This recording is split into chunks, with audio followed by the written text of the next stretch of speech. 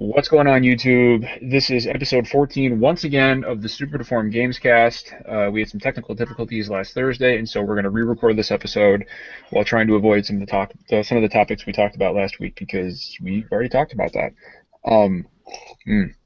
One thing I want to start off with is this is probably news to Brian, and I wish Steve were here. He hopefully will join us.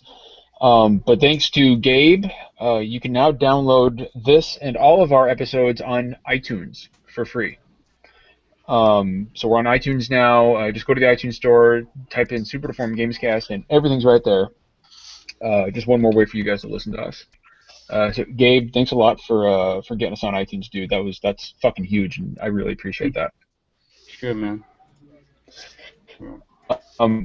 Okay, so I kind of wanted to just start off with a few news stories and move right into talking about, I guess, our favorite games of the year, since we're kind of hitting that time, and maybe talk about what. Let's do that. Yeah, fuck it, dude. Why not? And It's that time. I think it is, and then maybe spend some time on that, and then maybe talk about what we feel is going to happen for next year. Maybe a few predictions. So. We'll go ahead and jump into probably my favorite story this week. So I guess this is news item number one. Guy hit by car while playing Fallout 4. Have you guys heard about this? Sure didn't. So, so bear with me. You have my attention. Okay, all right. So here's a news story. I'm just going to read this as it is. This is from Kotaku. So Ben Rose says he was sitting in his apartment last week playing Fallout 4 when he was hit by a runaway Hyundai Sonata and badly injured.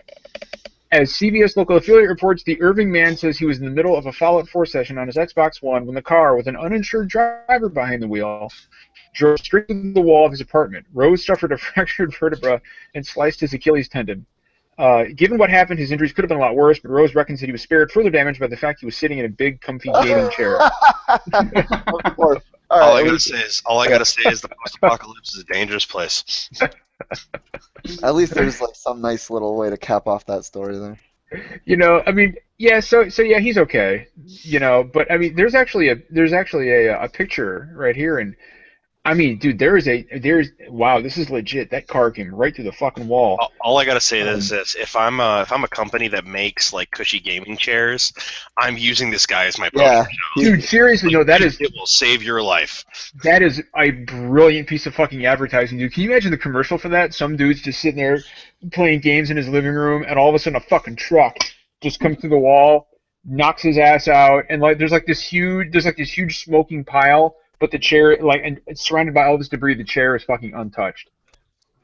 Either that, or you do like the DirecTV commercial, like, I'm a gamer in a comfy chair. I'm a gamer not in a comfy chair. Don't be like this, me. But I mean, what are the odds of that happening? And I'm trying to. And this was an apartment, so he must have been. I guess he must have been on the ground floor. Yeah, ground floor. But I mean, dude, if this was the third floor, we've got a fucking problem. Hey, well, yeah. Holy that would be some, shit! That would be some Grand Theft Auto shit. I'm actually going to I'm gonna throw out the link for you guys in the chat here, because you have to see this. There it is, right there. Go ahead and hit enter. Of course, I can't hit enter because my keyboard's fucked up. Anyway, you guys can go to Kotaku and check it out. I'm sure his insurance company is loving that claim. I mean, dude, I mean, what do you say to that though? Like, if you're the insurance agent and you get that claim, so yeah, okay, so. I was playing Fallout 4 and I got hit by a car. Dude, my first reaction is to hang up the fucking phone and deny it. Yeah, that's like that sounds like an ultimate troll app. The guy, the car driver wasn't insured. There's a funding campaign to cover for Ben's costs. That's actually really. So, yeah, no, that's actually a really good point, dude. The driver was uninsured, so. He's probably. I mean, dude. I mean, the guy sitting in the apartment. He's sitting pretty, dude. I'll tell you what, though, man. He's got a monster brace on. Oh, he's a big dude too. Okay, so I'm actually looking at this comfy gaming chair. It doesn't look like much. I'm not gonna lie. It's no DX racer. It really doesn't, dude. It just looks like a fucking recliner sofa. Like that's all this is. Okay. At any rate, dude, I'm glad. Hey, you know what, dude? I'm glad he's alive. More power to him. Yeah, fight through. Okay, so next up on the news list, I don't know if you guys saw the new Kingdom Hearts 3 trailer. I did. You did? Yeah. So it says Square Enix has just put out a new Kingdom Hearts trailer that showcases the series' upcoming 2.8 final chapter prologue. Square Enix and their fucking names. Oh yeah. And, Kingdom Hearts is ridiculous with it. This is getting stupid. And ends with a couple of minutes worth of Kingdom Hearts 3 gameplay. Nothing groundbreaking, and 3 still seems a long ways off, but this is better than nothing. Okay. Whatever. I don't expect this game. I still don't expect this game anytime before 2018. I think that's when we're getting it. I liked the World of Final Fantasy trailer way better than Kingdom Hearts. That's just me though. The chibi one. Oh, is that the little chibi looking one? Yeah, the little chibi one. The one that was they showed the trailer for it right before they announced the FF7 remake back in. Oh yeah, That's the one where I thought Square Enix was getting ready to troll everybody again. Yeah, so they showed a new trailer for that at the Jump Festa event in Japan. Same. What is that? I have no idea what that game is. I have no idea what it is either. But trailers come out of it, and that's cool. All I know is that it's got some kind of online multiplayer component, and it's cute. That's all I know about it. I thought you were talking about the Jump Fest of it. Oh yeah, World of Final Fantasy is like a no shit RPG. It's gonna have like an ATB system and everything. I'm actually really impressed about the fact that it's coming out on Vita. Yeah, they're saying it's like a full $60 game. It's the guy who's doing the story is the same who did 4, 5, and 6. So he says he wants to do like a full-length story, like a no-shit Final Fantasy story. He doesn't just, he doesn't want it to be a gimmick game. He wants it to be like a good, solid game. Yeah. That actually interests me. 4 and 6 are the 2 best Final Fantasy stories. 5 is actually very underrated for those that have played it. Okay, all right. Now 5 has the best job system. I mean, the original job system is the best job system, but the story is garbage. Well, I would actually say that 3's job system is very wonky and doesn't make a whole lot of sense. 5 actually, the idea of you could learn skills in certain jobs and then use them while you're in other jobs, like that was really a 5's kind of thing that they pioneered. So I would actually argue that 5 had the best job system early.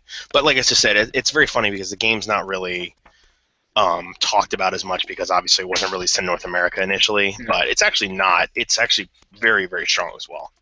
I mean, I've played 5. I mean, yeah. I mean, it is what it is. I thought it had a dumb villain and a boring story, but the game was fine. It didn't really. It's one of my least favorite Final Fantasies, right up there with 8 and 12. Who was the final boss of 5? It was Exdeath. Was it Exdeath? Like a giant tree or whatever. Yeah, the giant tree. 4 was Golbez. 4 was Golbez. Yeah, so Okay. 5. Yeah, 4 was Golbez. 5 was Exdeath. 6 was Kefka, and so on and so forth. 13 was Space Pope. He was probably the worst. Yeah. No. He was the absolute worst. 13. And 12. Like. Oh, look who has joined us. Hello. JT, how are you doing, bud? Good. How are you? I was not expecting this, man, but I'm glad you're here. I just got your email. Well, dude, I'll tell you what. Invited me. Well, I'll tell you. Well, I was trying to invite Steve. I didn't know if you were going to be able to make it, so I just sent out a mass invite to everybody. Nice. Our other podcaster isn't here, but dude, I'm glad you're here, man. We are totally okay with this. Yeah. Yeah, no, I'm more than fine with this. And actually, JT, you probably missed this announcement, so as of today, your voice right now is going to be on iTunes because all our podcasts are now available on iTunes. That is amazing. That's pretty fucking cool, isn't it? Spectacular. Yeah, that's fine. All right, so JT, just kind of bring you up to speed. What we're doing is we're going over a few news items, and then we're going to talk about our favorite games of 2015, and we're going to make some 2016 predictions. So looking ahead and glancing forward, so to speak. All right, cool. So, okay, so what's next on the news? What else has happened? There was one more. Okay, all right. So I don't know if so. Has anybody here played the Division in beta or the alpha? I'm sorry, it was an alpha. No. Anybody get? No. I didn't, but I don't know. There's leaked gameplay of it out there now. And that's what I was going to say. So everybody signed an NDA agreeing not to show off screens or video footage from the alpha, and of course, it's all over NeoGAF, and mirrors are up, and I took a look, and my hype is severely deflated. I have not seen it. I've not seen the gameplay. I just got home from work and ate, and now we're recording, so I haven't had time to watch it. So I'll tell you this: I did not know this. It's open world.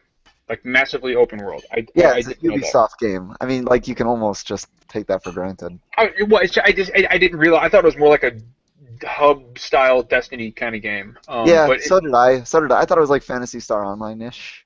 but I mean, I was not overly impressed by what I saw. It looks like a third-person Destiny set in Chicago, and whatever, you know. I mean, I know it's an alpha. I mean, it wasn't particularly impressive from a visual standpoint, but I'm sure at some point they'll clear that up. I don't know. I think this game's in trouble. Whoa! Oh my God! Yo, are you the hurricane though? What about that hurricane though? Are you okay? Seek shelter. Go to the basement. Find the basement. JT, tuck your head between your legs and get under a desk. I was gonna say, did the bombs just drop? Is that what's going on? Or? I think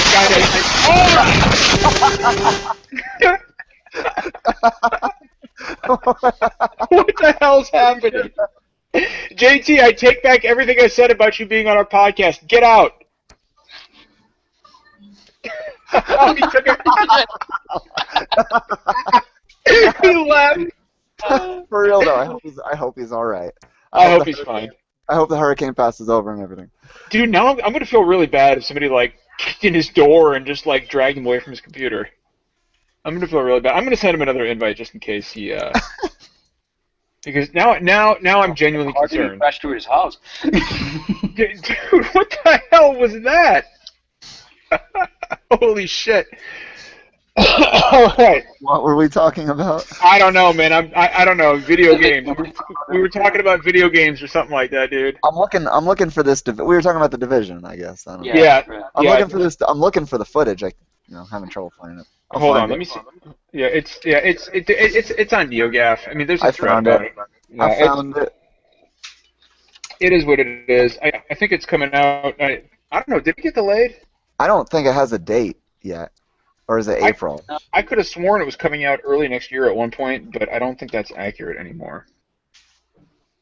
Man, potato can quality. I think they had a release date. Yeah, I mean, do the footage itself. I mean, the video quality, it's not great anyway. So. Yeah, but you know it's going to be a graphical showpiece. Oh sure, no, I have no doubt that it will. The reason I say what is the gameplay like? That's what I want to know. Here's the thing. The reason I say that I think the game is in trouble is because I don't see that it offers anything else that Destiny already doesn't, and. Yeah, like it's a third-person cover shooter. It's a third-person cover shooter. Destiny. That's what it is. I mean, I'm watching it right now. It looks like Destiny. Exactly, dude. And that's my point. It looks like a third-person Destiny set in Chicago. Yeah. It doesn't look like it does anything special. I may give it a shot. Who knows? There's too many goddamn multiplayer games. Well, that actually. That reminds me, there was a dev. Oh God, who was it? Ken Levine, and this was something else I wanted to talk about. Ken Levine. I don't know if you guys heard about this or not, but he was giving an interview. I can't remember who it was to, but he said that third person, or he said that narrative-based single-player games are on their way out. They're dying. I know, it's awful. And you know what? Well, people gave him a lot of shit for saying that. And they were like, right. But he's true. Yeah, he's right. It's true. Yeah.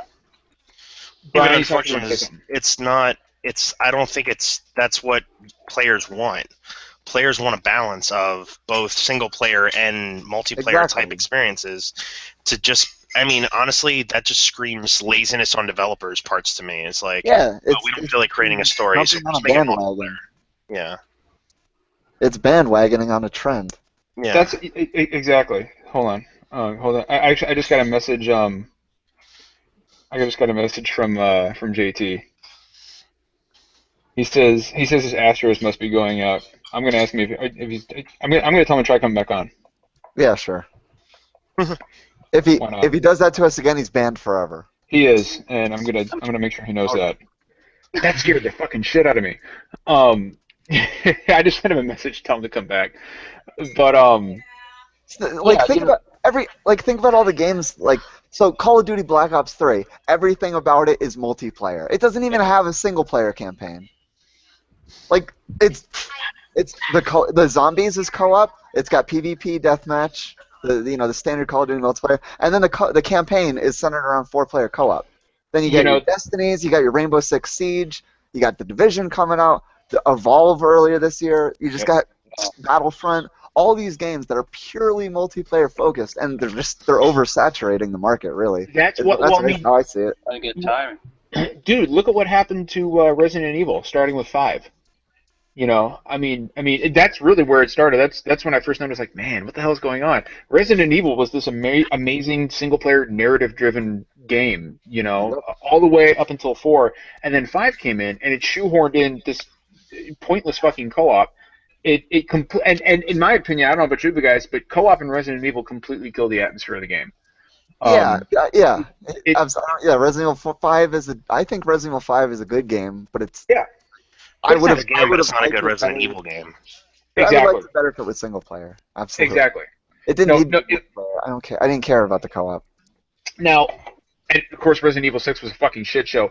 But look at Dead Space. Dead Space 3. Yeah, it had its faults. It wasn't as good as Dead Space 2, but it knew how to do co-op right. It gave you the fucking option. And if you didn't want to play with another player, you could make it all the way through without a stupid AI-controlled, companion. Yeah, but that game Um, made concessions with all the human and AI enemies, and then there was less. and again, Damage modeling.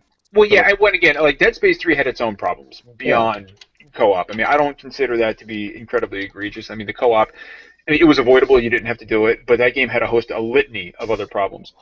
Like Um, I mean, the most egregious, they dumbed down like the limb damage. That's like that's what Dead Space is about, man. Well, I mean, just the fact that it had about not even that, twice as much human combat as I would have liked. That's not those kind of games are not the place for that. That's I not don't the know. point. I don't know what Um, happened. I don't know. I don't know either. It's polished. I think it's a polished turd. I agree. I finished it because I wanted to see the story through to the end, but it's one of those games like Dead Space 2 I played through like 3 fucking times. I Right? love Dead Space too. Oh yeah, dude, I fucking love that game. I love both of them. Dead Space, Both of them, yeah. Dead Space 3 was one and done for me. That was it for me. Yeah. But I yeah, didn't no, even finish. I got like 3/4 of the way through. I was like, I don't care about this at all. well, going back to what Ken Levine said though, Gabe, I'm sorry, were you saying something? Oh, no. Okay, I thought I heard your voice. No, but going back to what Ken Levine said, the game he's working on is a victim of the same thing. They're working on a small scale, and these are his words, a small scale open world game. And I'm like, why? Like, I mean, especially if you say it's small scale. I mean, what exactly does that mean? But why does everything? Like Far Cry Blood Dragon. Yeah, that's Small probably a scale, good example. yeah, I But guess. why does That's what I think of. everything have to be open world now? I don't. I'll be honest with you. I'm getting burned out. Like, I'm getting tired of asking that question. and like I still haven't finished Fallout 4. I mean, it's a great game, but I need a break from the open world games. I got 80% of the trophies, but I can't bring myself to get the fun. I'll never platinum Fallout.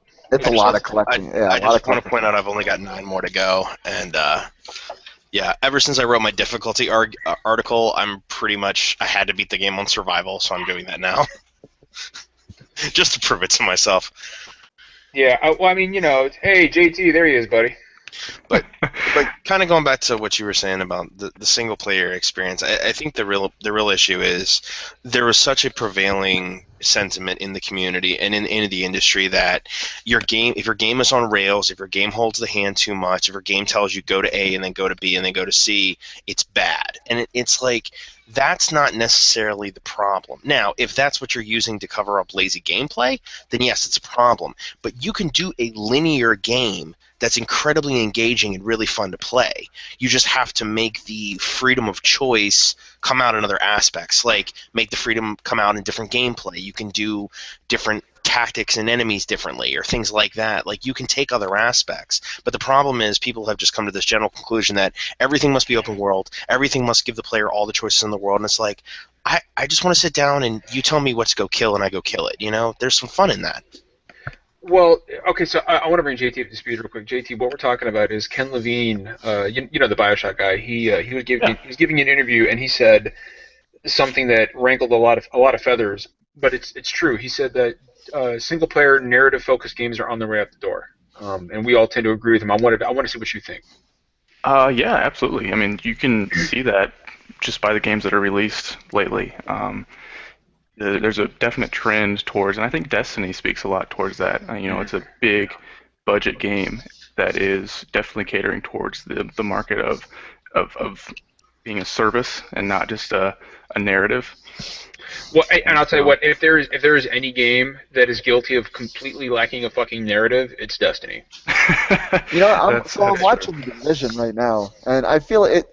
Okay, if I had to choose between Destiny or The Division, because they're pretty much like two different shades of the same same game. I feel like I would play The Division. If I had to choose between one of them, I would play The Division instead of Destiny.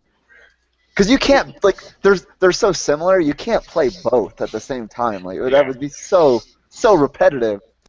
Hard to Like play that would just take one. such a time suck, such a time sink. Yeah, fuck that. It really makes me wonder how viable something like The Division is as a property in a post-Destiny world. 'Cause I kind of look at Destiny. I like the world design of The Division a lot more. Like, you know, it's more realistic. I prefer more realistic locations to like Yeah. space fantasy. That's just me personally. Well, and I completely understand that. My line of thinking is that, and you guys let me know if you agree with me or not. But I look at Destiny as kind of like the World of Warcraft of the console world at this point. You know, like Yeah. it is the MMO shooter to beat. Yeah. Oh Um, man, and The Division looks like Lord of the Rings online or some shit. I don't know. I think that's a really apt comparison. I do. I think that's a really good way of looking at it. And I don't know what kind of success a game like this will have in a post Destiny world. Especially with all the rumors swirling around about Destiny 2 being released next fall, which sounds about right to me. I don't know. I think the Division has a huge. I think it's got a very tall mountain to climb, and I'm not sure it can make it all the way to the top. I'm concerned about this game. So you know what the thing about The Division as I'm watching it here? So it like very much like Destiny, it's got the bullet spongy enemies. You know, it's an RPG multiplayer, so you're pumping a lot of bullets into these guys to bring them down. I, f- I got questions about maybe how well that works in a cover shooter. Like bullet sponges in a cover shooter. Like these guys are way more bullet spongy than even like Gears of War guys are. Yeah, well, I mean, you know, to be totally honest with you, like, I've seen the footage. I haven't actually played the game, obviously, so I think there's too many unanswered questions about the Division right now. Yeah, and like that's its just like an mechanics. apprehension I have. Just like Yeah, a possible like you know, just The something entire I see. game is an apprehension. Yeah, it is. yeah, It absolutely yeah. is. I agree, you know, and I don't know. I mean, it'll be really interesting to see how it pans out. I mean, 2016 is a packed fucking year. There's a lot coming out next year. And you know, between Dark Souls 3 and Uncharted 4 and Quantum Break and You know what I'm super excited about is right there in the first week of January we're getting the new Amplitude yep, from Harmonix. Yeah, I'm super excited about Amplitude that. is going to be Alien Nation Housemarks. That doesn't have a date yet, does it? That Oh, kills me. we just know it's coming out in 2016, but That kills me. I need a date for Literally. Alienation. I need a date for Alienation. Housemark makes top shelf fucking games. Resogun is one of the Um, best games of all time. I would argue that it's probably one of the top 3 games available on PS4 right now. Still, Yeah, absolutely. Um, Resogun is an absolute classic. Yeah, it's I insane. that Resogun is actually one of my proudest platinums. Yeah, I platinumed Resogun and had a blast. I enjoyed I every did. single minute of it. Yeah. Yeah, that was actually one of the toughest games I've ever had to platinum. I didn't think Resogun was especially difficult compared to other twin stick shooters. But Like Geometry Wars 3 was a hard plat. Geometry, I can't believe you fucking platinum that. Yeah, I think like it still only has a 0.2% completion on the I platinum. can't. I saw that on your trophy list and I was like, Jesus. I am super proud of my Geometry Wars scores. If you Oh, have me, if you have me on PSN and you play Geometry Wars 3, good luck with trying to get my scores. I play on the Vita and I gave up trying to platinum that months ago. Actually, months I ago. did it on PS4. I feel like it would be a lot more difficult with on the Vita controller. It Like is. with the little tiny nubs and yeah. It is, but I love having that game on the go because Sure, absolutely. I love twin stick shooters. I'm a sucker. So do I. I can't wait for the next one. I platinumed Super Stardust. I platted Resogun. I platted Geometry Wars 3. I'm just waiting for the next one. I might try to Have you been platinum playing- Dead Nation at some point. No, Have you been playing a lot of do Nuclear not Throne? platinum. What was that, JT? Have you been playing a lot of Nuclear Throne? I've played about 25 hours of Nuclear Throne. I've beat the throne several times. Okay. So I finished the game. I've unlocked all but one of the characters. Which, so the ways that you have to unlock stuff in that game are super esoteric. Like, the only way you'll ever do it is by looking up a guide. Like, you'll never figure this shit out on your own. Yeah. Yeah. But, it's a game with a lot of hidden secrets. It's got a lot of depth to the mechanics. And the procedurally designed environments keep everything fresh. I just like how punchy it feels. It's good to Yes, play for I- 5 minutes. I turned And the screen you're like, up yeah, I did all the way to something that. Yeah, awesome. it's just, I mean, it controls very solidly.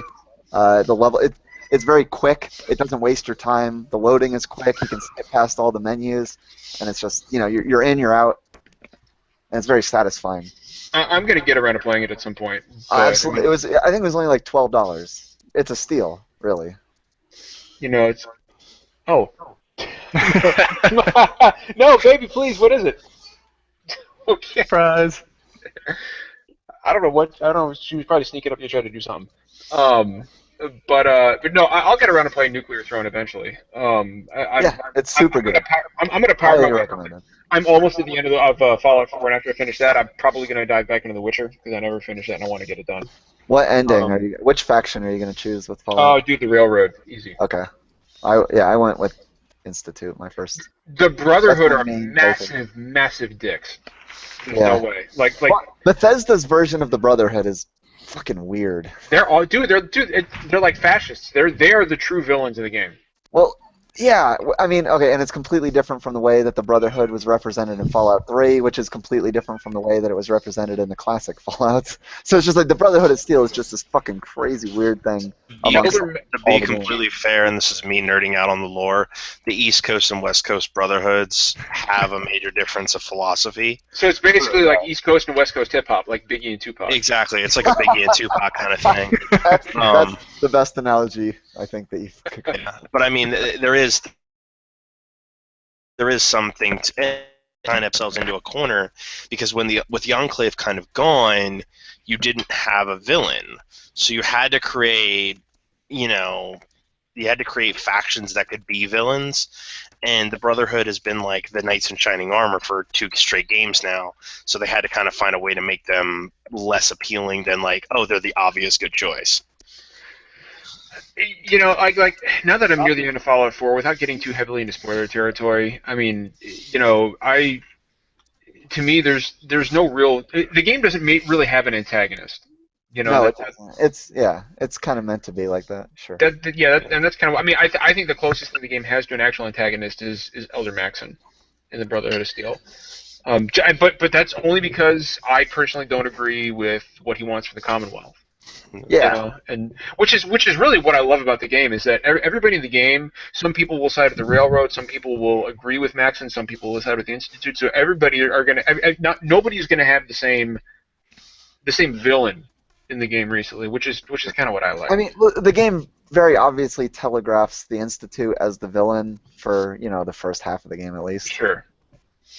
And I don't agree with everything the Institute does, but I think they're far preferable to somebody like the Brotherhood.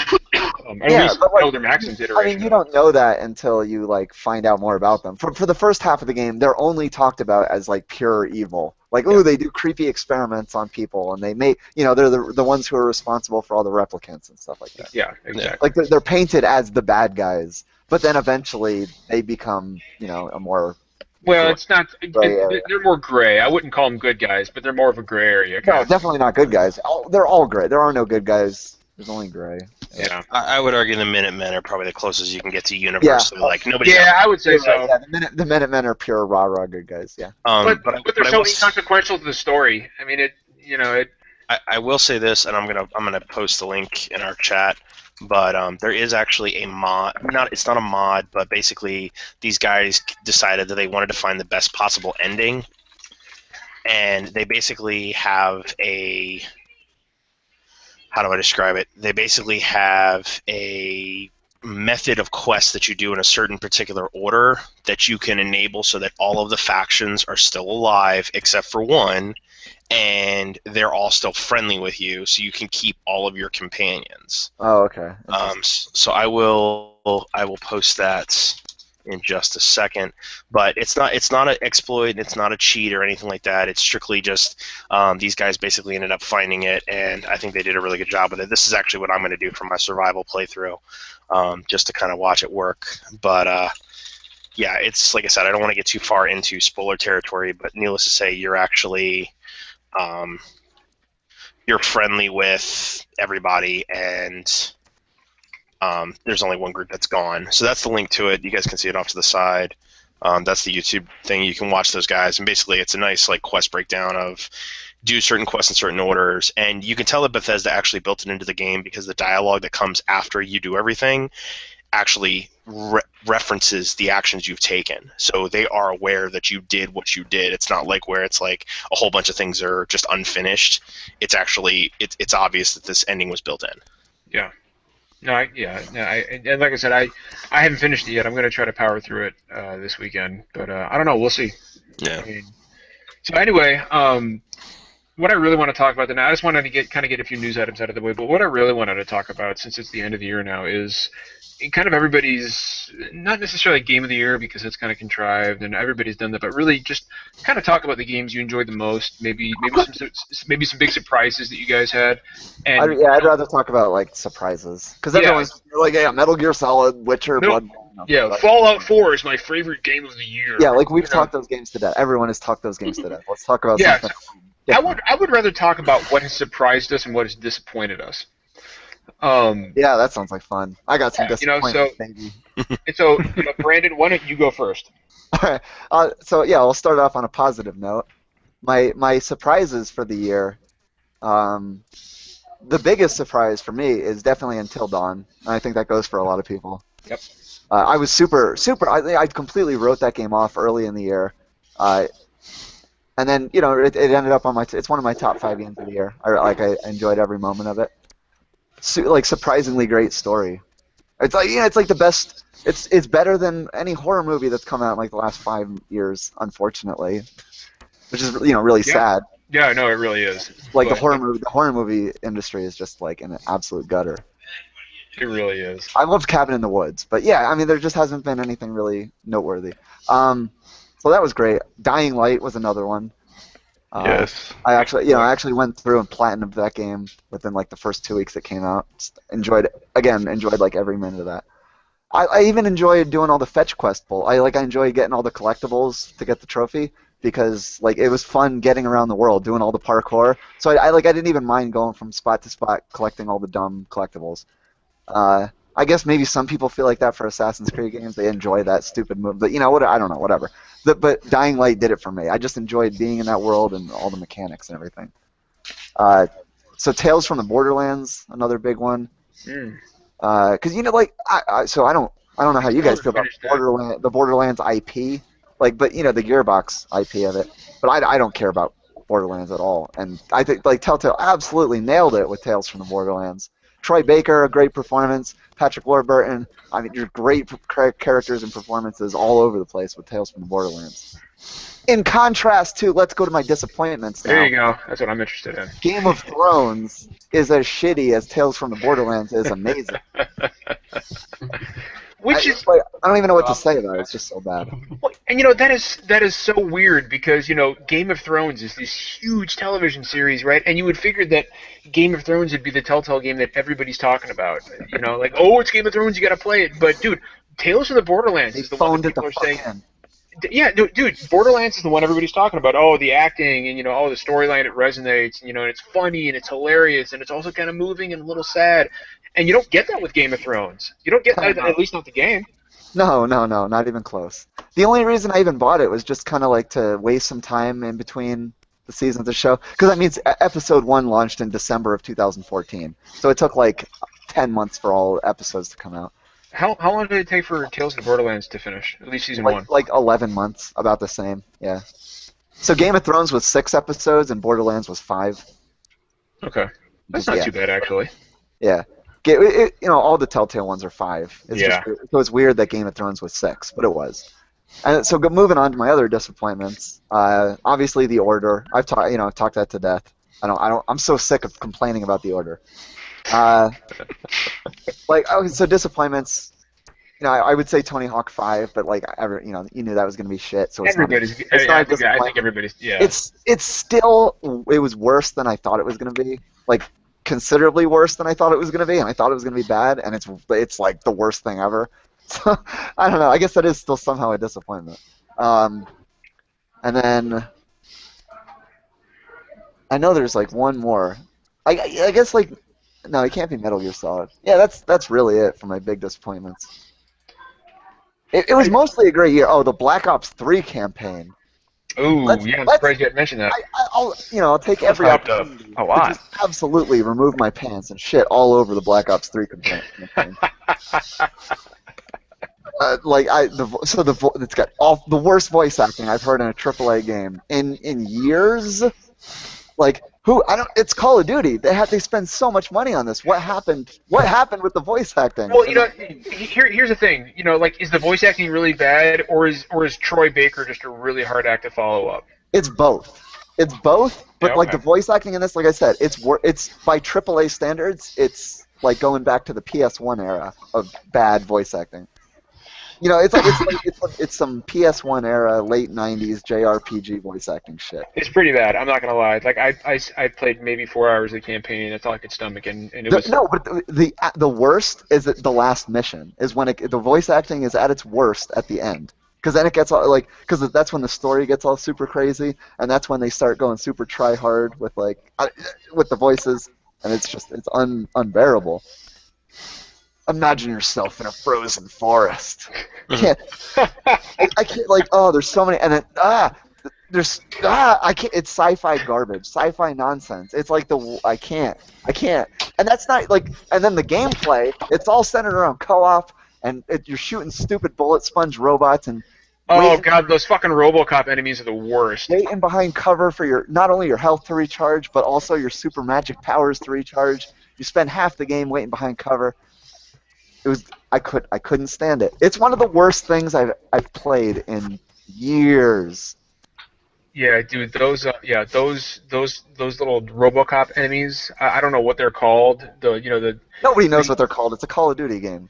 Yeah, but dude, those guys are the fucking worst. That whole. The ones where you have to so you yeah, have to shoot their weak spot and then shoot them with rockets.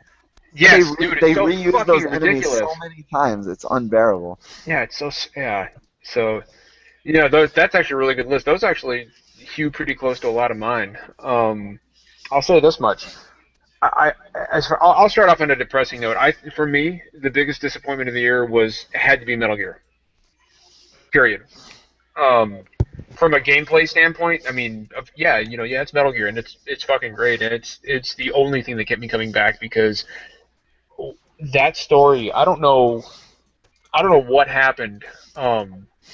But I refuse to believe that was the Metal Gear that Kojima had to make. I refuse that was the Metal Gear because he was quoted as saying, "This is the one I've always wanted to make." And if that's the Metal Gear game that he always wanted to make, then he fucking hates Metal Gear because I don't. One, I want a story that I can comprehend. Okay, and two, give me a story that I don't have to fucking follow through audio tapes. Give me some cutscenes where shit actually happens in them. That's all I'm asking. And that's the thing. People bitched and complained about Metal Gear Solid 4 having too many cutscenes, and it was a valid complaint, right? But by the end of Metal Gear Solid 5, I was begging for fucking cutscenes. I was begging for them. I just wanted some kind of fucking story exposition. As opposed to just sitting in my chopper and popping a cassette tape in and listening to Revolver Ocelot or Miller talk to me. But even the cutscenes that are there are used inefficiently. They're just they feel superfluous. You're like, I got nothing from watching that. Nothing happens in the cutscenes that are there. It was, and you know what? And here's the thing. It's gonna sound sexist as shit, but the only cutscene of any import that I remember was Quiet rolling around in the rain. I never got that cutscene, thankfully. I've seen it on YouTube, so. That's the only one I remember, and I don't remember it because it was sexy and shit. I remember it because I was like, "What the fuck am I looking at?" It was embarrassing. And then my wife came down while it was happening. There was 30 seconds of cool with the soul, when Snake is running away from Sahelanthropus, right before the boss fight. There's a little bit of cool there. There's 30 seconds of cool, and everything else sucks in the cutscenes. Yeah. By the way, does anybody know how to enable comments in the YouTube chat? Because we're getting people filtering in, and I'd like people to be able to comment, but it says comments are disabled for the video. I don't think they've ever been disabled before. That's something you got control over, man. I don't It's know. weird, and I'm trying to figure it out, but I can't. I don't know what the fuck's happening. But I mean, at any rate, anybody's watching, yeah, I'm trying to figure it out, so you guys can comment. Uh, but yeah, so that to me was my absolute most disappointing game was Metal Gear Solid 5, just because, and like I said, dude, like during that scene in the rain, my fucking wife walks downstairs and she just she looks at the screen and she looks at me and I was like, I don't know, I didn't do it. It's like You need That to play, always happens, though. It's always the worst possible time. I you was need like, to play Oni Chanbara Z2 Chaos and let your wife walk in and see that. what the fuck is that? Our team. It is a Japanese. I hesitate to call it a character action game, but it's kind of a character action game. And it's like a mix of a character action and a Dynasty Warriors with Dead or Alive. Didn't you end up really liking that? I bought that in the last sale. Yes, I like that game a lot. Okay. Yeah, I remember you talking about it, but Everything about it is awful except for the battle system, which is kind of like this weird tag team character action kind of thing. It's it's no Bayonetta, but it's pretty solid for what it is. And I like the way that you have to like keep switching in the characters, and you have like 4 different characters, so there is a lot of combos, there's some depth to the combat, which is more than I can say for God of War. I liked Oni Chanbara better than God of War. wow. Sorry, remastered, yes. Well, you know what? I look at it this way. Better her walk down while I'm playing that quiet scene in Metal Gear Solid 5 as opposed to like playing Choi Nikki. At least I wasn't playing that. So Oni Chanbara was the game where they had like the bikini split costume as like pre-order DLC, where it's like Oh. it's like a bikini, and then it's a banana for the bottom piece, and yeah, so it's basically they're naked. Wow. And so it's awful, and you should buy it. Okay, so you know what that reminds me of? That reminds me of, yeah, it was Metal Gear Solid Online when you're playing as Ava, and Konami was like, if you have the option to unzip her front, it gives her some kind of a bonus. And I was That's like, terrible. I was no, dude, that's actually a real thing, right? And I'm scared. I was like, you don't get it, like I don't. I mean, Konami has officially become a caricature of itself. But I'm getting too far down the road. So yeah, Metal Gear Solid 5 was my biggest disappointment. Galaxy was a huge disappointment for me. I see. Yeah, like people really like that game. I did. think it's okay. I wasn't disappointed by it. I just think it's okay. I didn't have any love expectations. I love the kind of 80s cartoon aesthetic of it, and I love the fact that it feels like I'm playing a Macross game. How far did you get in it? How many levels? I got about were an there? hour into it and I couldn't take it anymore. Okay, so I played a lot of it. I actually got to the 4th episode of 5. So I played I got pretty decent at it. It's just I don't think it's that good. It doesn't have variety. Yeah, I just wasn't a fan. I just wasn't a fan at all. And I don't think the controls are all that great. no, and that was my big problem was the controls. I hated the way that game fucking controlled, and I was dying for an alternate control, an alternate moveset, and it wasn't there. Plus, dude, like I love roguelikes and I love twin stick shooters. And, Oh yeah, like Nuclear Throne is what Galaxy should have been, I guess. I mean, Dude, completely different like, things, but this is coming from Nuclear Throne is way more. It's a more polished example of what Galaxy is kind of going for. well, this is from somebody who got the platinum in Bloodborne. Like I love hard games. Galaxy was too much for me. It was. I mean, because dude, like you had to make it through all the episodes, and if you died, it sent you all the way to the I don't think it's that fun. Like I said, I got to the 4th level, and at one point you're just when it gets to the last couple of episodes, you're just grinding it through, waiting for the procedurally generated parts to kind of roll the dice in your favor, and then beat it that way. I just don't think the game was fun enough for me to stick with it to see it through like that. I agree. I agree. It was awful. Unlike Nuclear Throne, because you're doing the same thing in Nuclear Throne. You're just waiting for the dice to get rolled in your favor for that one run, and then you blow through it. And the game is fun enough to keep you coming back to wait for that perfect run. Whereas Galaxy, I was just like, nope, I'm done. As far as other disappointing games, I mean, 2015 actually wasn't a year of crushing disappointments for me. As far as as far as really good games or games that were a surprise to me, I mean, obviously, the easy answer is Until Dawn, which I'm gonna do my third playthrough here pretty soon. Because I want to platinum that game. I want to get my platinum, and it's an easy platinum. You just got to go through and make all the right choices. I Um, feel like it's a tedious platinum. it is a tedious platinum, but it's an easy one, so I'm gonna get it. It's Um, easy. I don't care. I don't want to put in the time to go through all the unskippable cutscenes to do it. I thought Until Dawn, like you said, Brandon, it did horror better than a lot or most horror movies I've seen over the past 2 years. So that was great, and I guarantee we'll get a sequel to that.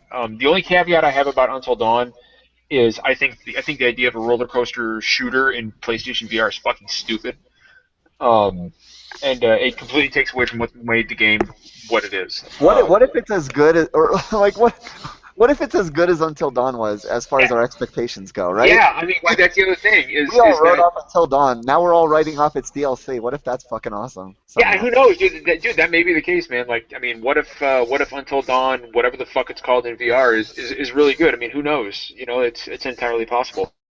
Um, but so yeah, Until Dawn is really good. God, what else? What else is?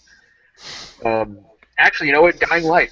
I agree with you on Dying Light. Dying Light. I actually like Dying Light better than Fallout 4, and people look at me cross-eyed when I say that. But I mean, one, it I visually it's was better. gonna say the same thing. I 100%ed Dying Light. I did not 100% Fallout.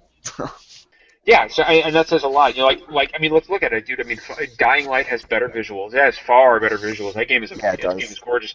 Um, Better it's post-release support.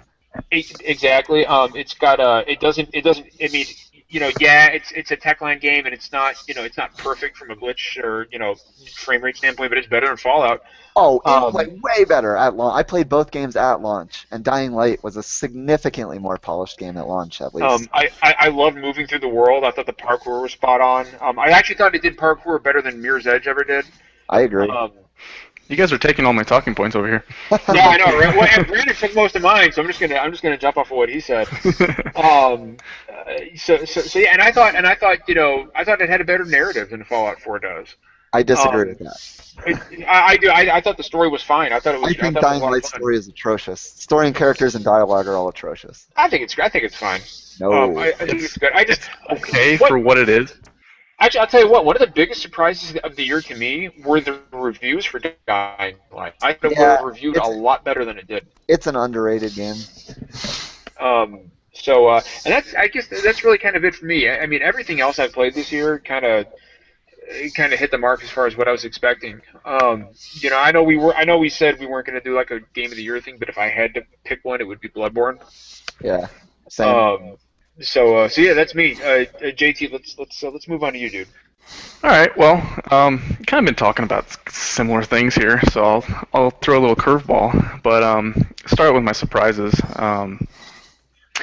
I really, if anybody knows me well, I'm a huge fan of Rocket League. No. Hell yeah, I like you already. The game wasn't surprising for me in the fact that it was good. It was surprising in its reception by everyone who does love it now. Yo, can we talk about Tom Chick's underrated list? This is a good point to do that eventually. Yeah, actually, yeah. Or overrated list. As soon as JT is done, Yeah. Gabe and Brian, I want to get you guys, but I do want Brandon to bring that up. So, All right, Kanye. So I was a huge fan of the original Rocket League, which many people don't know. Many people think that Rocket League's the first game and everything, but they made Power Rocket Battle Cars. Rocket Battle Cars. Whatever the fuck Yeah. it was. Yeah. I love that game, and I played that game so much, and there was like a community of like less than 100 of us that would play that I game. never even heard of it. Yeah. It was such a small community, but it was awesome because everybody was so good at the game, and it was competitive and great, but it was ahead of its time. There was no structure for esports back then, and that was another thing that surprises me is how much it's been just taken, the reins have been taken and completely surpassed my expectations in the esports arena. People are embracing it now and they're watching it, and it's cool. I was never a big huge esports guy before. I think it's kind of dumb, like the StarCraft and all that stuff. That's lost on me. But the Rocket League esports, because it's something that I'm interested in. I love that community, and I'm constantly trying to engage and soak in as much as I can.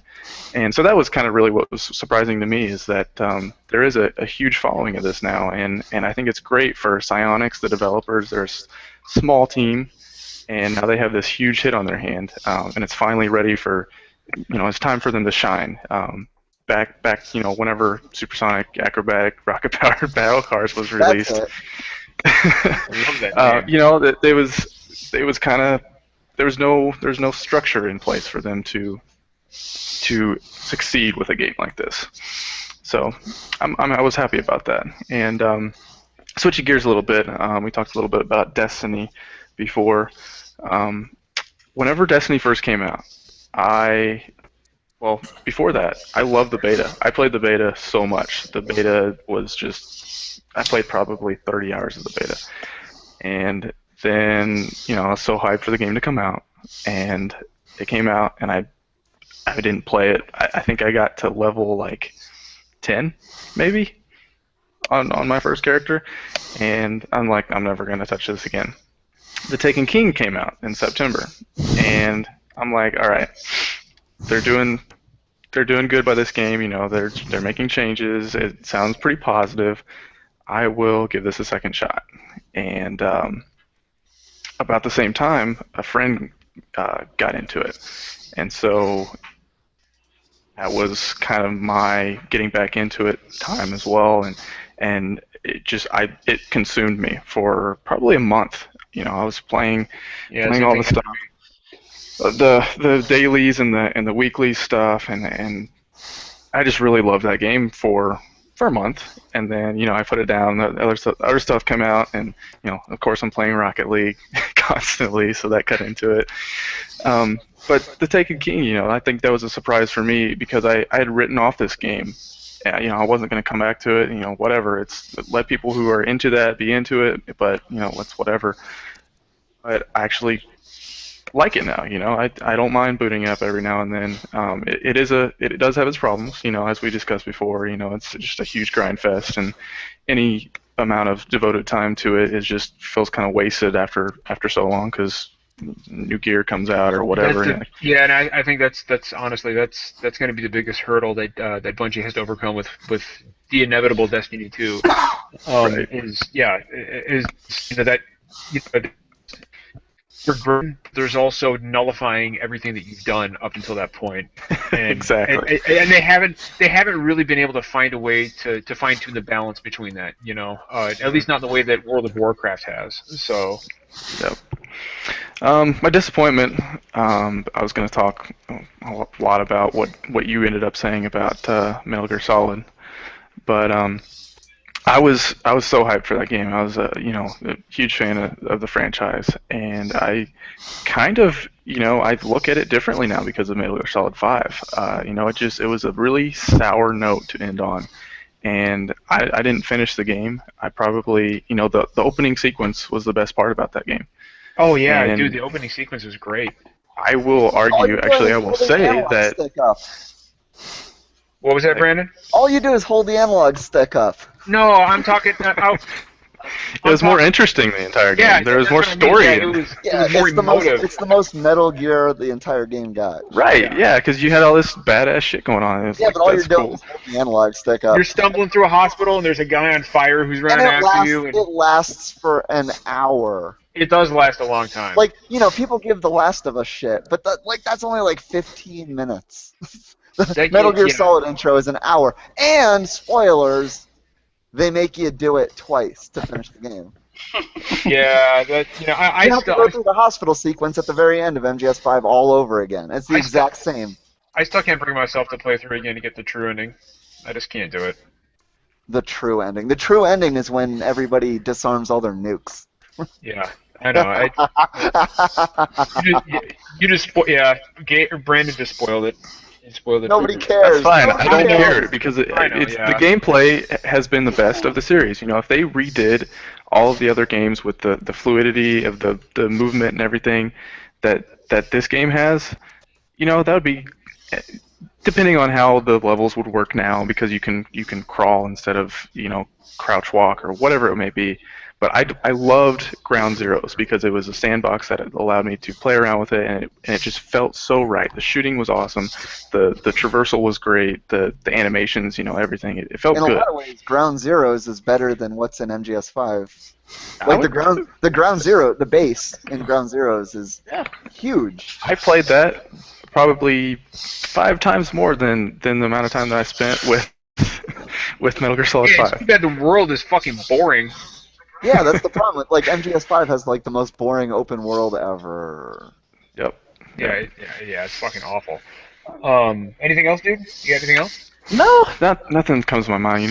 Later in the day, I'm probably going to think of 12,000 things. But Probably. I guess the Metal Gear Solid 5 kind of as an overarching feeling that it can apply to other games. Fallout 4, sort of, to the degree that, all these big games came out, and I kind of was way overhyped for them than I thought I was going to be, and I normally don't get hyped for games, but I bought my first collector's editions of Fallout 4 Yeah, I got and Metal Gear Solid 5, and that was the worst decision ever, because I just have I have this hand waving at me, reminding me of how much this game sucks. Yeah, see, no, I know what you mean. Like, I've got my Pip-Boy Yeah. here, Yeah, and it's just been sitting. It's literally because I can't bring myself to actually put this thing on my wrist Why the fuck did you buy that? because I'm an idiot. Okay. That is the dumbest. First God step damn it. admitting it. Exactly. You Yep. just couldn't resist Todd Howard's wily charms. I really couldn't. No, I really couldn't. And so like I put He this thing on got my you. wrist just like so, and I looked at it and I was like, yeah, no, that's not gonna happen. God, how much did that cost? How much did that cost? Tell Don't me. worry about it. Don't worry about how much it cost. That thing was like $70, wasn't it? Don't worry about it, man. I don't want to talk about it. That thing was more than the game itself, wasn't Shut it? up, Brandon. Stop talking. Wow. No, but yeah. So I'm gonna put it back right here on my desk, and it's sitting in its little carrying device. I'm ashamed of mine too. Don't worry. Yeah. No, see, at least I'm not a fucking A. At least I'm not alone. Oh, man, I can't believe you guys bought that shit. Shut up, man. Stop talking, dude. Needless to say, I will never get a collector's edition again. All right. I'm all right. I'm tired of Brandon making fun of me. Brian, what about you? What's up? I'll get it for you. So for me, I'm gonna actually pull one. You guys have really covered a lot of the console stuff, and you've covered a lot of the AAA stuff. So I'm gonna go a little bit off the beaten path, I guess. Even though the game is released in November of 2014, I'm actually gonna say my number one disappointment was Warlords of Draenor for World of Warcraft. Interesting. And the reason being is because, and I wrote a big article about this, you guys have seen it on the website, this was supposed to be the expansion that was going to bring all the old players back. It was going to bring back these huge pillars of the lore. It was going to bring back all the stuff that we really loved about the franchise, really loved about the MMO. And it released, and there was hype, and it was great, and the new content was kind of cool, and it was like, okay, this is just the start of good stuff to come. And that expansion fizzled so badly that sub numbers are the lowest they've ever been in 10 years. Wow, And- I didn't know that. Yeah, and I didn't know like I that said, either. not to plug the article or anything, but feel free to check it out on our website. But basically, I mean, the game is almost single-handedly dying because of it. Now, of course, they're pitching to do the exact same thing they claimed last time with Legion, but I just can't picture people coming back for a third time. So that was really... It's very rare to me that I've ever seen an expansion kill a franchise so quickly that really is my number one disappointment over the 2015, because really the downfall of the expansion came during this year. My other big disappointing game is probably Evolve, which is a great example of a game that, it's great that you're thinking about DLC and you're thinking about future ways to screw customers out of more money, but you still got to release a game. You got to release an actual game. And if you don't do that, people are stupid, but they're not that stupid. And at some point, they're going to tell you to fuck off. And that's pretty much what ended up happening with Evolve. Like, they couldn't get to the DLC phase because everybody said, no, screw you, I just paid $60 for half a game, and we're not playing that game no more. So on a positive note, my surprises, I'm going to say number one is Super Mario Maker, which, Oh, good choice, dude. in my opinion, single-handedly put Nintendo back in the conversation of, hey, this is really, really, really cool. And it was a great idea in that Mario has so much lore now that reinventing the wheel is kind of something that you can't really do in the Mario universe anymore. So why not let players, manipulate it and see what happens? So I thought that was number one. And then number two, I'm actually going to say was Undertale. It's a shame Steve isn't here to hear you say that. Yeah, well, I mean, like I said, the story is fantastic. Again, kind of and it kind of goes back to what we were talking about, how single-player experiences are kind of going out of style. Well, this is a prime example of why they're not going out of style, because a phenomenal storyline, it's very rare that a game will tug at emotions like this. Yeah. That I was very, very impressed with. So that would be my two disappointments and my two surprises. Okay, no, that's good. That's good, dude. What about Gabe? What about you, buddy? Okay. Most of the stuff this year, but let's see. Well, the surprises, I think I'd say Rocket League, because I'm not usually a multiplayer guy. You just made JT's night. You did. Right? You want to play? Because usually I'm not much of a multiplayer guy. I usually get bored after 10 hours tops. So, hello? Yeah, I'm just listening, man. Keep going, dude. Keep going. Okay. I'm loving it. So, to have so much fun in a multiplayer game, really something that I really enjoyed, And I stopped playing for a little while, then, and I came back after I saw you guys' video. You played after that. Yeah, I know. Yeah, so me and Steve and my wife actually did a Let's Play. Yeah. Oh. Yeah, I saw it. I decided to hop back in. Man, it's just as fun as the first time I played it. It's just amazing, man. Dude, I'm always down to play fucking Rocket League. Disappointment, I still haven't played enough of the Order, so I don't have enough. I don't know, man. You will only be more disappointed for finishing the Order. Because the most disappointing thing about it is the fucking kick in the nuts that caused an ending. Yeah, I still haven't played enough. I played about 4 chapters of the game. So, dude, I've said it before and I'll say it again, man. Fucking Galahad is the hero that London needs, but not the one it deserves. Yeah. Fuck the Order. I feel like every time we bring up the Order on this podcast, Brandon has a stroke.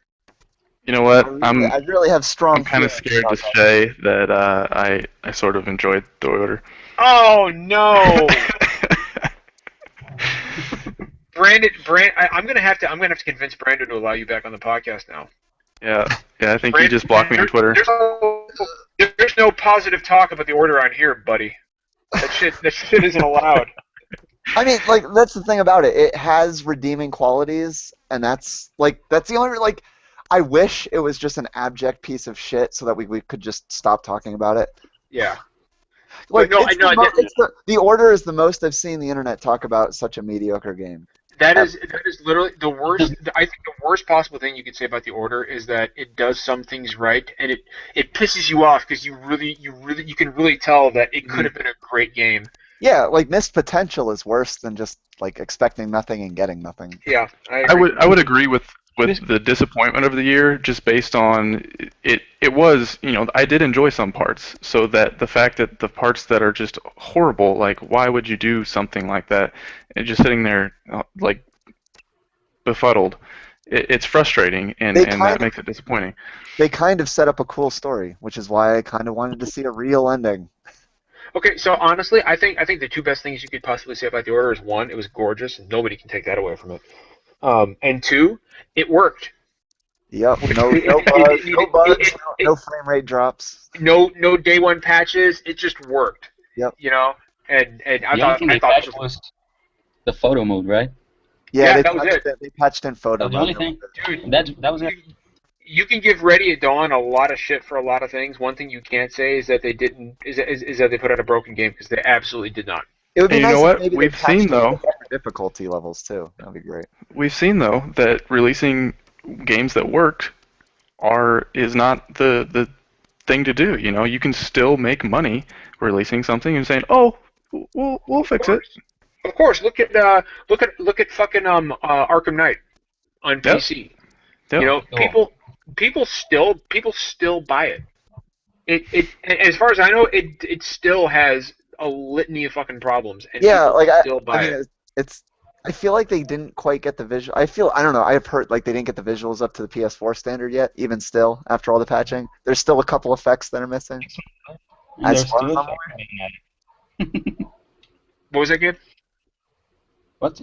6 months later, 6 months later, and there are still effects missing. What Graphical on effects. PC? Yeah. Yeah, Yeah. No, PC, yeah. Only it's a recently, I broken. think they patched the rain effects. I Yeah, see. like that. Like when at launch, it was missing a shitload of rain effects and stuff.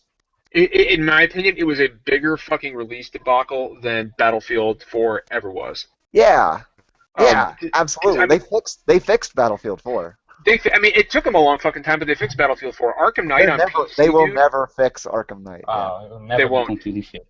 And they fucking knew it too before they released it. They knew it, and they still chose to release a broken fucking. There is no nobody with a dispassionate mind can look at that game and say that it wasn't absolutely fucking broken, because it was. I have to this day, I have never seen a game release in a state like that before. Period. It's pretty unheard of. It was absolutely fucking.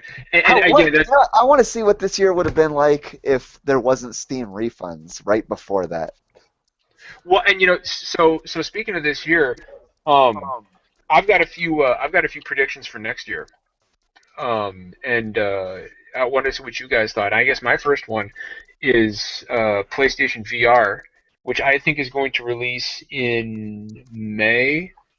And I think it's going to release alongside No Man's Sky. I think No Man's Sky is going to be VR launch game, and I think it's going to come in at $299. I'm buying it for Res. Oh, I'll buy it. I mean, I don't know if I'll buy it for Res. I think I'm you buying it probably for will. Res. Res. I'm buying Dude, it for rigs.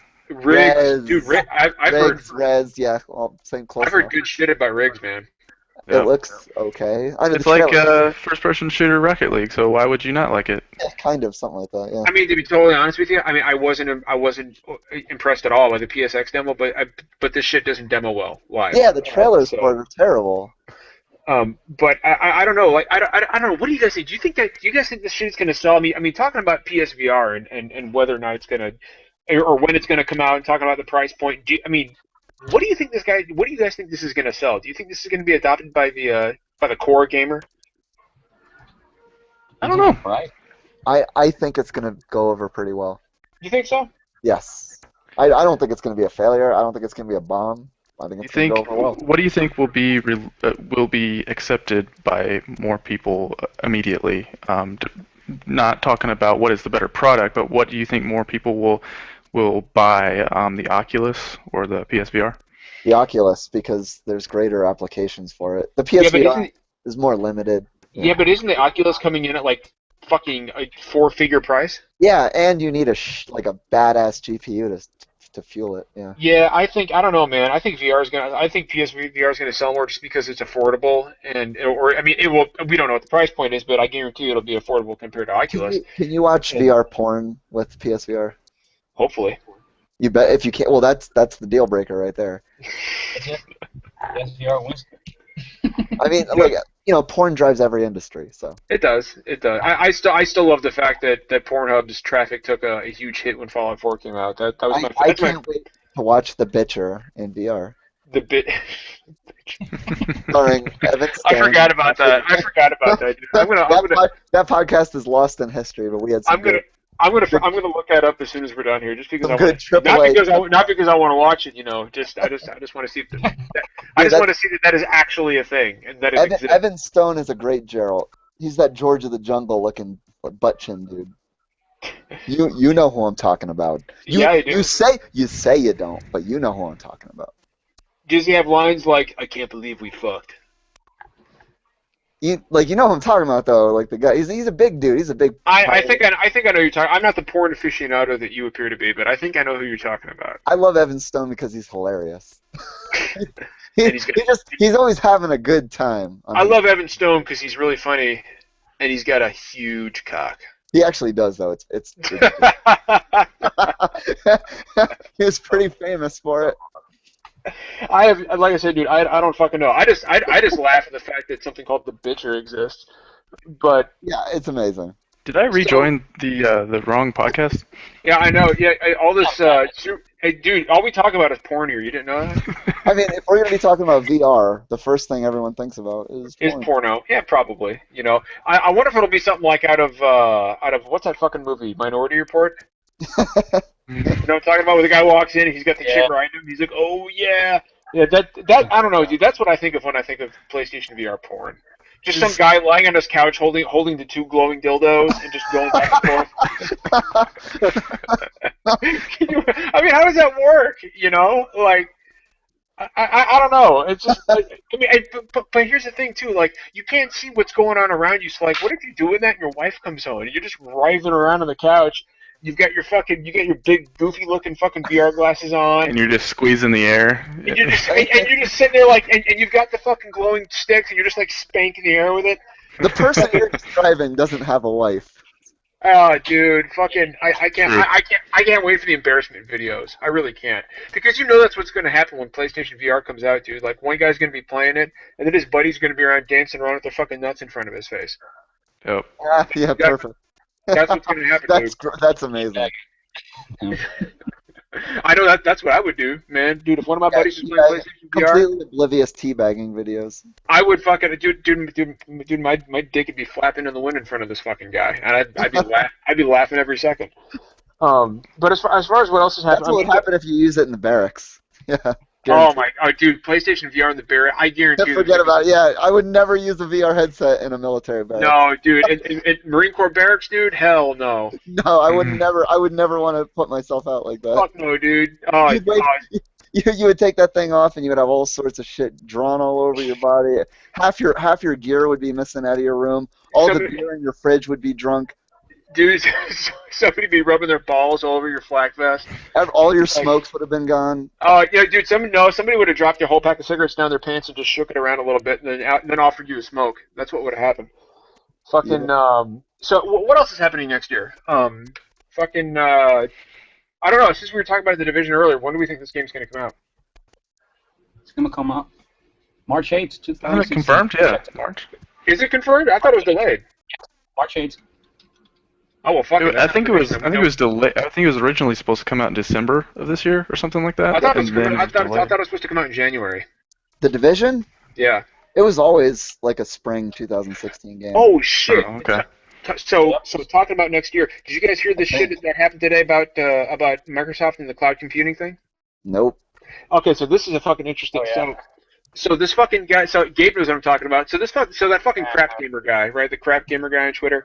He was raising. I never get sick of hearing that name. I love the fucking name. Like, who names themselves? You know, like, who names himself after a literal piece of shit? It's funny.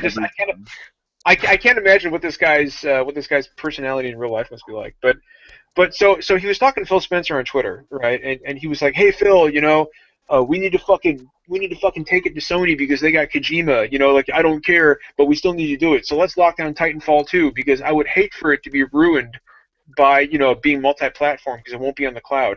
And Phil Spencer told him, he said, "Well, you know, the cloud will be available." Or, you know, the Azure cloud computing will be available for PS4 too. Yeah. And I was like, and dude, you could hear him. Yeah, that's so amazing. That's a perfect response from. Oh my God. Dude. I can only imagine. Dude, you could. I mean, looking at that tweet, I could hear him wherever he lives. Fucking, I could hear him fucking scream. I really could. You know that scene in The Princess Bride? When they walk outside and they're like, "Do you hear that? It's the sound of ultimate suffering." That's what happened when fucking Crap Gamer read that tweet. Exactly. Like, dude, it was the sound of ultimate suffering, and so now I guess they're actually doing a podcast tonight. They're going to try to downplay it, but so the thing is, these people don't understand that Microsoft is a company. They're a business. They're business. They're trying to make money. They're trying to make money. They're not your fucking friend. Fanboys. They're not gonna keep a service from another company just because they have a product that competes with your product. Crap Gamer, I'm addressing you, and I'm actually going to tweet this to you, Crap Gamer, because I'm going to tweet the time that I'm saying this right now. Okay, I'm going to find the timestamp, and I want you to really understand what I'm saying. Okay, and I'm looking right at you. I'm going to look at the camera now, and I'm looking right at you, crap gamer. Phil doesn't fucking like you. He doesn't like you. He's not your friend. Okay, they're out to make money, dude. Enough.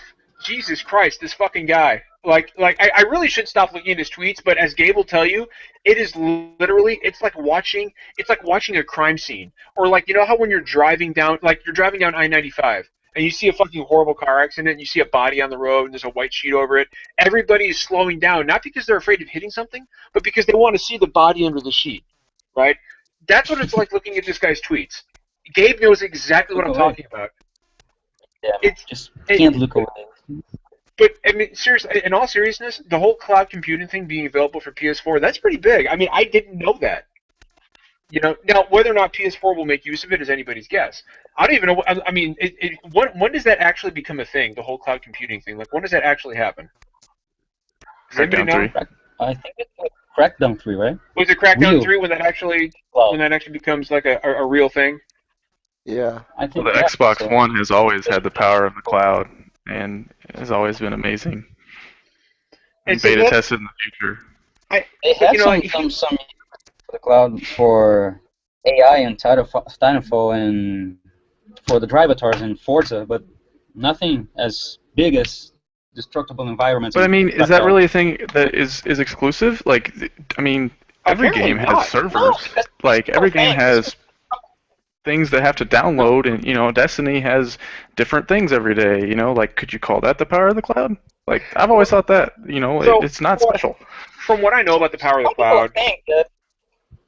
Some people think that the cloud is something that is imbued in the hardware, you know, it's something that only if you had a hardware built for the cloud, but it's not hardware, it's software. You have to program, to program your game, you know, to use the cloud. It doesn't matter what hardware you have, as long as you have an internet connection and the software program to use it. Mm. But some people think that Xbox One is the only one capable of cloud computing because, I don't know, reasons. Marketing. Yeah, no, I agree. Yeah. So, well, and you know, people think the cloud is this magical fucking thing. You know, and really all it is, like, I think what people don't understand about games like Crackdown 3 is that these destructible environments that are offered by cloud computing, they're only available in the multiplayer, right? Like this doesn't translate to single player games. That's my understanding of it. Because just like Gabe, am I right? Yeah, you're right. Yeah, it's only a multiplayer.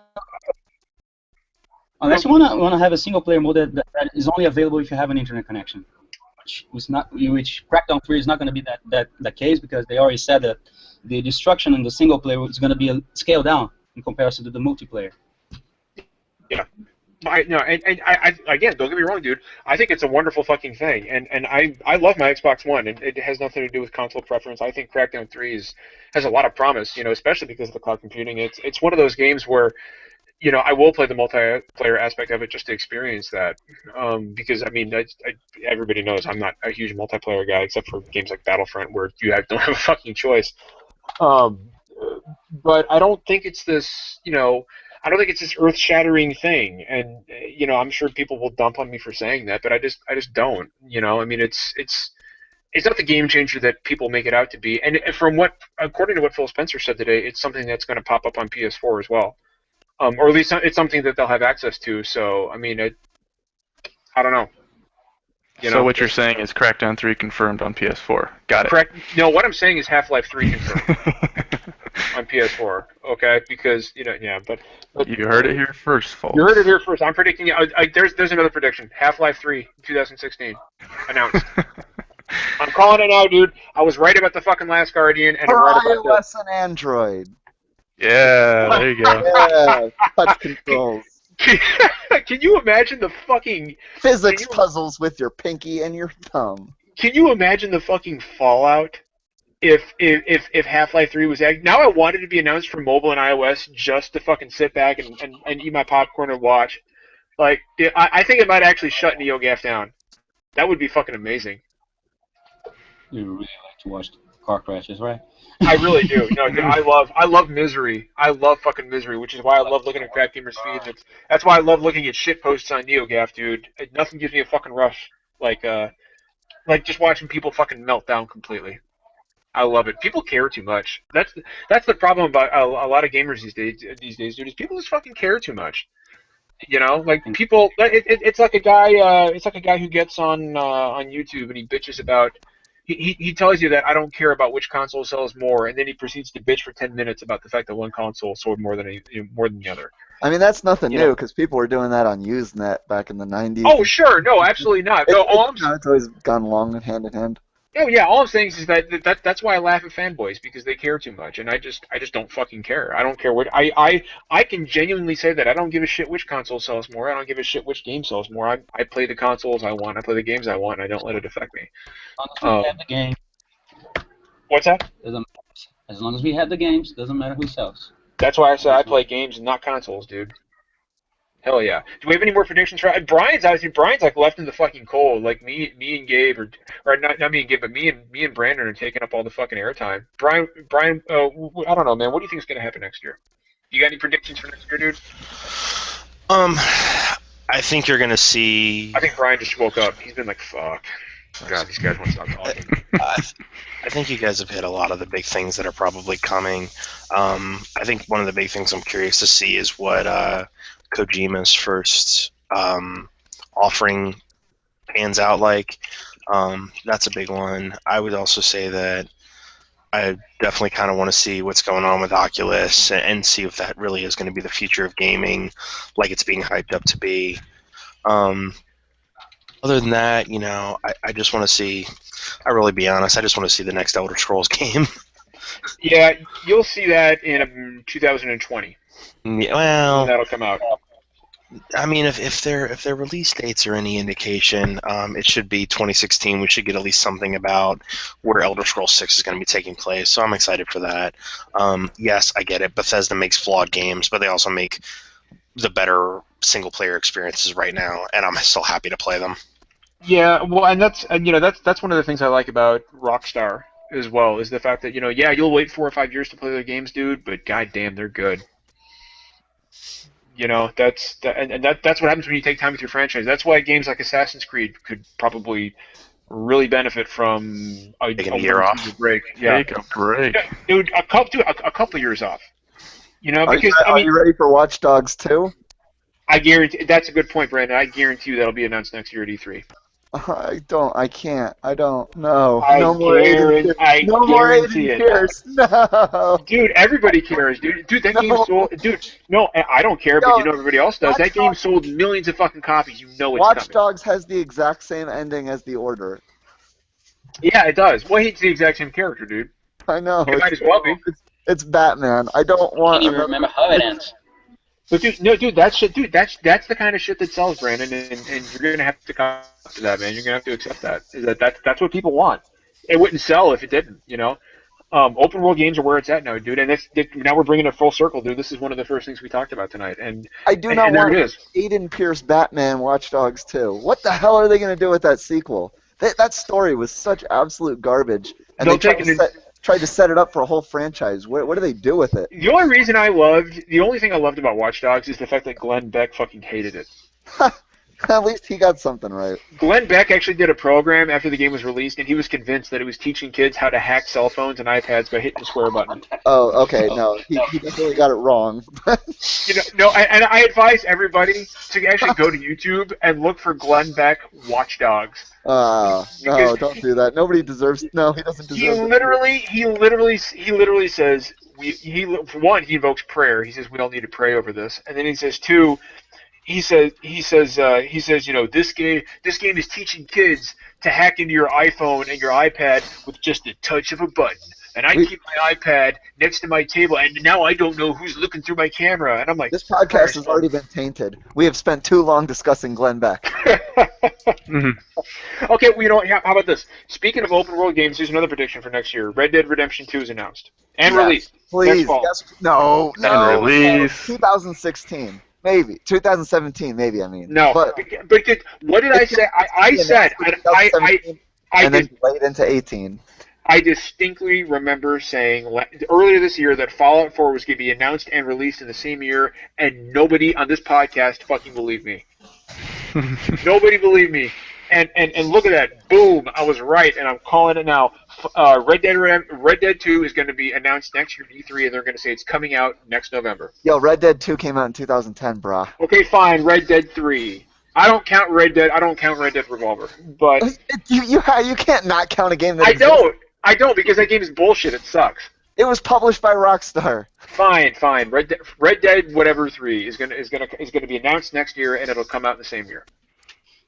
I have a 2016 curiosity. I wouldn't say it's a prediction, but I'm interested to see what goes on with the NX. I think it's getting lost in the shuffle with a lot of things, with VR and everything. And do you guys still think it's going to be 2016? Because I'm not convinced. It just seems like there's too much stuff going on. There's no talk about it. I could easily see that being pushed into 2017. I absolutely do think it's coming next year. I do. I don't think Nintendo can afford to push it off. What if they don't release that makes sense NX next year? What Wii U games are there next year? Nothing. There's nothing. There's I mean, there's nothing. Zelda, and that's it. And I'm not even convinced that's a Wii U game anymore. No, it will be. They reconfirmed it. They reconfirmed it like a So couple that months. I mean, do you think it'll be a kind of like a Twilight Princess kind of situation with that? Will they will have an enhanced or bigger? Yeah. Okay. There you go. That's a safer prediction. I think it'll be a simultaneous release on Wii U and Yeah. NX. I absolutely. He'll be left-handed on the Wii U and right-handed on the NX. Yeah.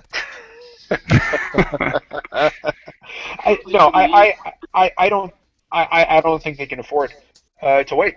I don't because dude, the Wii U. I mean, financially, dude, Nintendo's making so much money off Amiibos that they have nothing to fucking worry about. I know. Amiibo. Dude, the fucking money they make off Amiibos is ridiculous. Now they're trying to get me to buy a Cloud Amiibo. I will buy the Cloud Amiibo. I don't even care. I'll buy it. And it'll sit up on my little shelf here. I've got my fucking shelf with all my nerdy bullshit up here. It will go up there. And I don't even have a Wii U, but I'll still get one. But I don't think Nintendo can wait. I don't think they can, dude. Because from a sales standpoint, dude, the Wii U it died years ago. It's a dud. And Nintendo. All the rumors point to the NX being a more powerful machine than the PS4 and the Xbox One. Which is kind of a sea change for them because ever since the Wii, they've always been like from a technological standpoint, from a graphic standpoint, they've been a generation behind. Not that the Wii U has games that look bad or anything, but I mean it's nowhere near what the PS4 or the X1 can do. It was the same thing for the Wii, dude. I mean the Wii was graphically it was an OG Xbox or a PS2, and this was in an age when you had the 360 and the PS3. So yeah, they've got to bring their fucking A game from a chipset standpoint, and whatever they do, they've got to fix the marketing. They can't market this thing like they did the Wii U. The Wii U was one of the biggest problems the Wii U had was the way it was marketed. At first nobody knew if it was a fucking controller or a console or peripheral. And just the fact, because even the name Wii U, it closely kind of aligned it with the Wii, and I thought it was a fucking controller at first, dude, and I think a lot of people did. The NX announcement will be Wii U 2 with a live performance by U2. That'd be fucking priceless, dude. But no, I don't. I think they're gonna get rid of the Wii thing completely. I don't know the fucking. I think it's done. I think the Wii name, the Wii brand is done. I do too. Because they're gonna want. I mean, dude, the Wii U is sold so spectacularly awful that they're going to want to separate themselves from that brand name as quickly as they can. I don't think it'll be called the NX, but I don't think it'll be called the Wii anything. I just want them to call it the Nintendo Entertainment System. Get back to basics, man. Get back to your roots. That's bold. That's what I want them to. I want them to have a good, simple name, and they need. And this is the other thing that killed the Wii U. They need third-party support. No, they're never gonna get it. You don't think so? No, it's like I think it's like actually impossible at this point. I mean, Nintendo. I would say that Nintendo arguably has a stronger first-party stable than Microsoft does. which is weird because Sony, the PS3 had such a strong first-party presence, but this generation, it's been really lacking. Microsoft has had the very clear advantage in first-party games this generation, in my opinion. So far. But the Wii U has the most recognizable first-party characters ever, and that's something that it's an advantage they have, but it's not enough. Like first-party games don't sell consoles, and not just the Wii U, but the Xbox One and the PS4 are all proof of that. I mean, if that was true, dude, the PS4 would be pulling in Wii U numbers, but it's not. It's obliterating everybody. So first-party games aren't the system sellers that they used to be. And it's all about that third-party support. I mean, Brandon, why don't you think that the Wii U's, or why don't you think that Nintendo's next console is capable of getting third-party support? They're just not even in the same market. Nintendo is doing their own thing, and I think they're very comfortable in doing their own thing. And they would have to go so far out of their own thing to get the third-party support back that they're just not willing to do it. I can see that. I can see that. I don't know. Like, is the NX going to be as powerful as the PS4? It'll be more powerful from what I've heard. Okay. Well, yeah, we'll see about that. Yeah. If Nintendo does their half generation thing again, no. They might get a little bit if it comes in as powerful as a PS4, they might get some. But it's not just about the hardware. It's if the sales aren't there, they're just not going to bother doing the ports. So they got a lot. Nintendo's got a lot to prove to win third-party support. They back. do. If they even want it. All I know is I want a strong, healthy Nintendo again. I was going to argue that, you've talked about, you said you think Microsoft has stronger first party. I would say that first party has been dominated by Nintendo eternally, and I would actually say that the only reason Nintendo lived past the N64 was because they have the first party support that they do. Because at that point, and any gaming historian would tell you, the minute they decided we're going to stick with cartridges and, Sony, go screw yourself, we're going to work with Philips for the CDI, which is a hilariously terrible console. I grew up with a CDI, by the way. That's unfortunate. I have no words to describe the suffering you must have endured. It was something, I'll tell you. But that being said, because of that, at that point, third-party developers said, well, we like CDs, dude. And at that point, people just got used to working with Sony, and then by extension, they got used to working with Microsoft as third-party developers. And it's just always been that. The Wii has always been, even the Wii and the Wii U, it's just too different, and a lot of times the hardware limitations don't allow for third-party adaptation of games. Most game manufacturers would probably love to release games for the Xbox One, the PS4, whatever Nintendo has, and the PC simultaneously. It would make more money for them. They have no problem doing it. But the problem is Nintendo has by and large refused to catch up technologically and get into that race because they want to go after a different market share, and that's their choice. And there's nothing wrong with that, but they have to understand that because of that, you're never going to get third-party support of any consequence ever again. Yeah, these are all good points. But again, there are so many unanswered questions about the NX. We don't, I honestly I expect to hear something about it in February, probably. If it launches with Bayonetta 3, I'll buy one. It's not going to launch with Bayonetta 3. If it launches with Bayonetta 3, I will buy one. But it's not going to, so you're not going to buy one. Challenge has been laid out. It's not going to launch. We all know it's not going to launch with Bayonetta 3. It's not. Make it happen.